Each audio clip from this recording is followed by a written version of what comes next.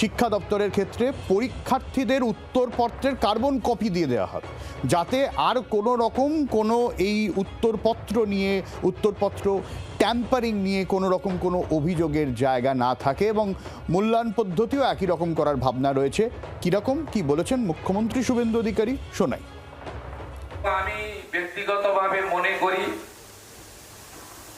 যে ওএমআর ভিত্তিতে যে লিখিত পরীক্ষা হয় তার কার্বন কপি প্রত্যেকটি পরীক্ষায় বসা যুবক যুবতীকে দেওয়া উচিত। আমি দায়িত্ব নেওয়ার পরে আধিকারিকদের জিজ্ঞেস করেছিলাম পশ্চিমবঙ্গে কিভাবে রিক্রুটমেন্টের পরীক্ষা হয়। তারা আমাকে বলল ওএমআর পদ্ধতিতে হয়, কিন্তু কার্বন কপিটা খাতার সঙ্গেই থেকে যায়, কেউ নিয়ে যায় না, থাকে carbon copy. It's a very bad practice.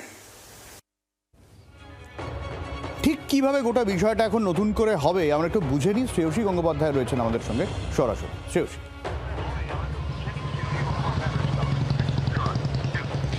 দেখো, একেবারে তুমি যদি শেষ যে সরকার ছিল, রাজ্য সরকার, তৃণমূল যে সরকার, সেই সরকারের আমলে সব থেকে বড় যদি দুর্নীতি কিছু হয়ে থাকে, যে জানি এই মুহূর্তে তদন্ত চলছে, তা অবশ্যই শিক্ষা দুর্নীতি। আর সেই জায়গা থেকেই কিন্তু নতুন সরকার অর্থাৎ বিজেপি সরকার, তারা সেক্ষেত্রে শিক্ষা ক্ষেত্রে নিয়োগের ক্ষেত্রে কিন্তু একেবারে পূর্ণ মাত্রায় যাতে স্বচ্ছতা থাকে, সেই জন্য কিন্তু প্রথম থেকেই সচেষ্ট হলো। একাধিক পরিবর্তন আনা হচ্ছে। কি পরিবর্তন আনা হচ্ছে?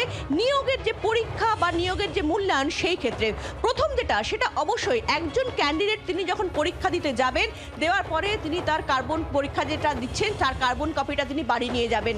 এবং এক্ষেত্রে সব থেকে বড় বিষয় হচ্ছে ওই যে সাদা খাতায় সেক্ষেত্রে চাকরি পেয়ে গেল, সাদা খাতা জমা দিল, চাকরি পেয়ে গেল, অথবা কারোর নম্বর সেক্ষেত্রে দেখা যাচ্ছে যে সে হয়তো ভালো পরীক্ষা দিয়েছিল কিন্তু সে চাকরি পাচ্ছে না, তার থেকে কম ভালো পরীক্ষা দেওয়া সে চাকরি পেয়ে যাচ্ছে। এই ধরনের ঘটনাগুলো যাতে না ঘটে, সেক্ষেত্রে একজন ক্যান্ডিডেট যাতে সহজেই সেটাকে চ্যালেঞ্জ করতে, প্রত্যেক ক্যান্ডিডেট পরীক্ষা দিয়ে তিনি যখন বাড়ি যাবেন, বাড়ি দেওয়ার পরে কিন্তু কার্যত সেক্ষেত্রে পরীক্ষার হল থেকে বেরোবার সময় তিনি সেক্ষেত্রে কিন্তু উত্তরপত্র তিনি সঙ্গে করে নিয়ে যাবেন। প্রথম বিষয়।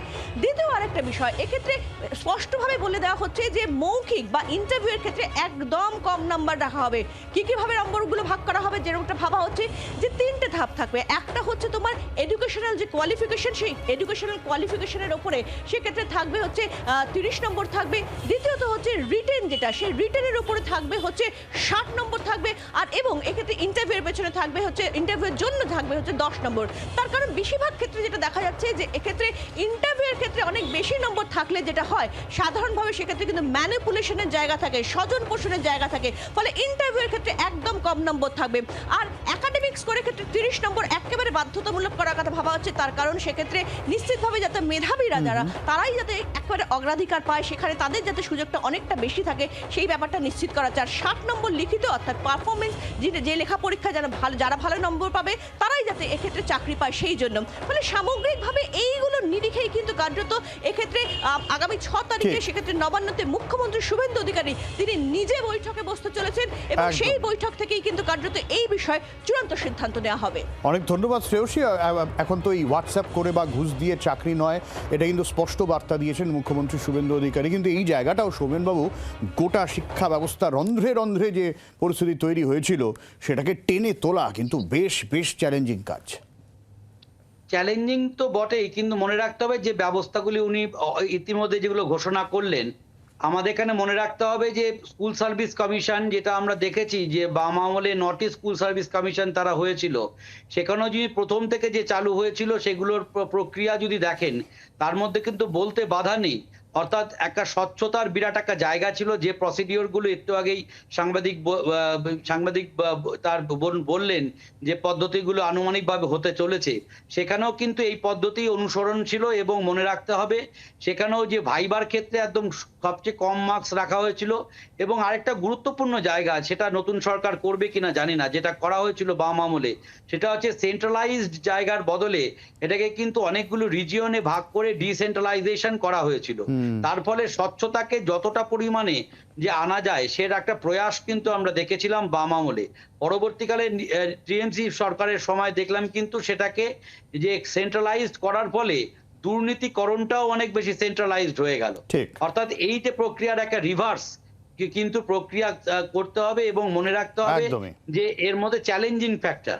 একদমই, এবং সেই চ্যালেঞ্জটাই নতুন সরকার কিভাবে নেয়, কিভাবে তা ইমপ্লিমেন্ট করে সেটাই দেখার। বিশেষ করে প্রচুর স্কুল রয়েছে যেখানে শিক্ষকের অভাব রয়েছে, স্কুলগুলো বন্ধ হয়ে গিয়েছে, পড়াশোনার অবস্থাও ততই বছর। সেই সমস্ত বিষয়গুলোকে টেনে তোলা নিঃসন্দেহে চ্যালেঞ্জিং, এবং সরকার সেই পথে এগোবে এমনটাও বার্তা দিয়েছেন শুভেন্দু অধিকারী মুখ্যমন্ত্রী।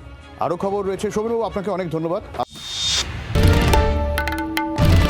বাংলার আওয়াজ, বাঙালির আবেগ, জি 24 ঘন্টা।